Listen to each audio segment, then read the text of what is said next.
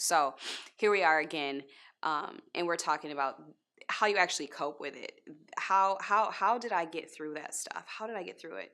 And I keep saying the support, my faith, and the love and support of others, which is true, but it also comes back to me and my responsibility for my feelings and my responsibility for my mind and how it works and what I feed my mind and what I allow my mind to do.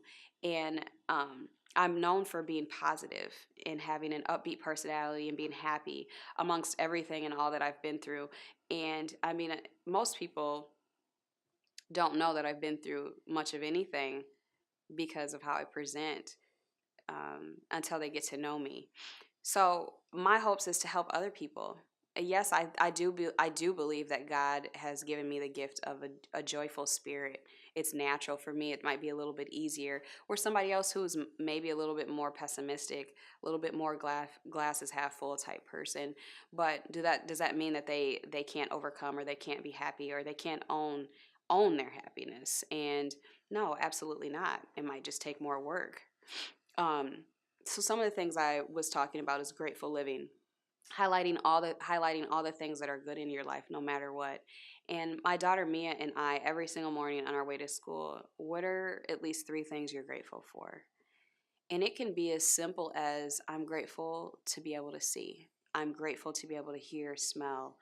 I'm grateful for being able to walk. I'm grateful for good health because health is wealth.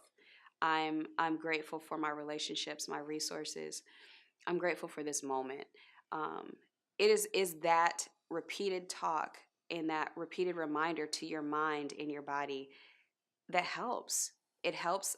It helps uplift you. It helps you overcome.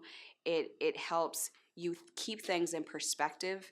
And again, and I mentioned in the last video that it's now scientifically proven, according to, I don't have the resources memorized, but that it truly helps you be a happier person.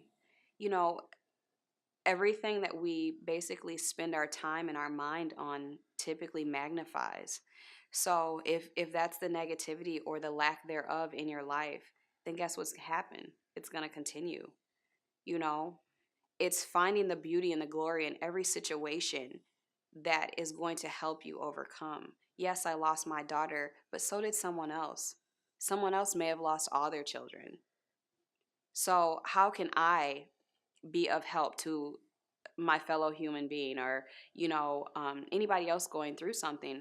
I want to help by one, giving of my time, giving of my resources to other people, but also sharing my faith and sharing my ways to help me overcome and um, just remaining in that grateful space. And it takes practice. It takes practice. I'm not perfect. I have my days where I'm still feeling like crap or I'm not happy where I'm at in my life at 33 years old. This is not the idea of what I had in mind. But that's not useful or productive. I like to use the word productive or non-productive. I don't like to use good or bad. I try to avoid it because they're more judgment words. Anyway, so I really encourage people to, one, surround yourself with people who are like-minded, people who, if they're not like-minded, they're where you want to be. Figure out your why you're here, and if you can't figure it out, work on it. Work on figuring out why you are here and what drives you and what makes you truly happy.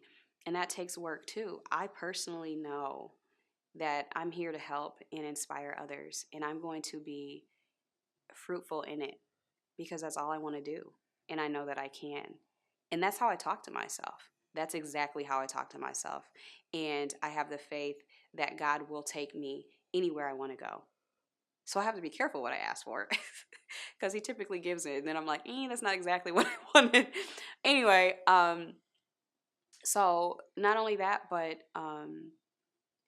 like I said, concentrating on all those wonderful things and practicing erasing those negative thoughts and replacing them, replacing the negativity, replacing those thoughts, and find your reason and your purpose. But another thing that I didn't really touch on, which is my drive, which is my gift, is a love for exercise, the love for eating healthy. the love for a healthy lifestyle. When I say healthy lifestyle, I don't just mean the fitness portion. Yes, I push the fitness portion, but um, just to have the ability to have a healthy mind, body, and spirit. And all of them take work. But if you don't really work hard for something, is it really worth it? Or do you really value it?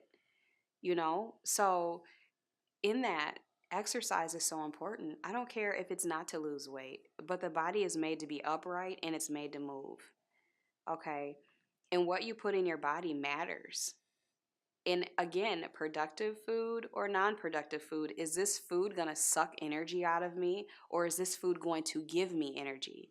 And when you think about it, if I have french fries, is it productive? Or is it going to take my body more time and energy to break down all that trans fat, the oils, break down the food? Is that going to bring me energy, or is it going to pull from my energy? And I don't like to say food good or bad, because there's people who are starving out here that, again, any food would bring them joy.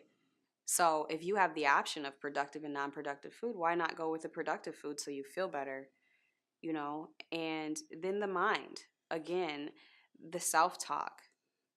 You know, we get so caught up in stuff like, "Oh my gosh, I'm so stupid." But you just told yourself that you're stupid. That was just, something that you told yourself, your body, your spirit.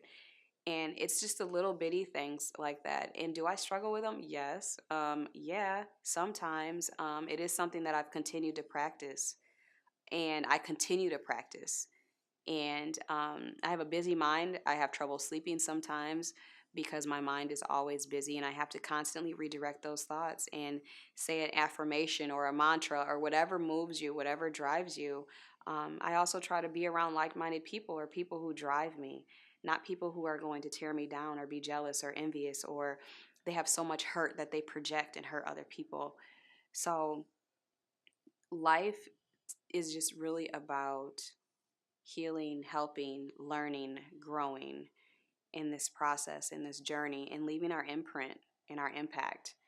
And it's my goal to leave the largest possible impact and imprint that I can while I'm here on earth, in hopes that it helps everybody else, because it takes those individuals every little bit at a time that helps heal and change the world.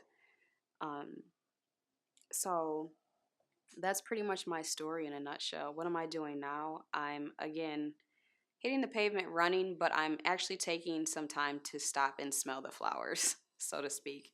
So I am pushing my business, and I want to be, again, fruitful in what I love to do, and I know that I will. And that is my focus right now. My focus is, again, my spirituality, which is always a piece of work. It's always something I have to continuously work and grow on. Then it's me. It's me, which to me is all in one, spirituality and me, which is also work.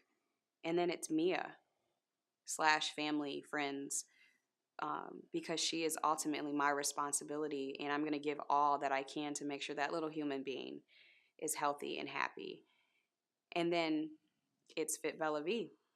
It's my business, and that stands for, both in French and Italian, a fit, beautiful life. So we've got English, French, and Italian all combined, which is kind of how I am, a melting pot, and all inclusive, and an includer. I love people and making everybody feel comfortable and included. So that is my focus right now. And for the first time in my life, I feel clear about that and clear about my priorities. And that feels great. That feels great. And I'm going to continue to work on me and be the example of what I hope for other people to be. Am I perfect? Absolutely not. Do I make best choices all the time still? No. But I'm honest. I don't care telling them or sharing them. And I also will continue to work on it. I'm a work in progress. I'm a constant student, but I'm also a teacher. I'm also a coach. So this is my story, and I hope it has resonated with you and has helped you in some way, and you're able to take a little bit, even just a pinch, away.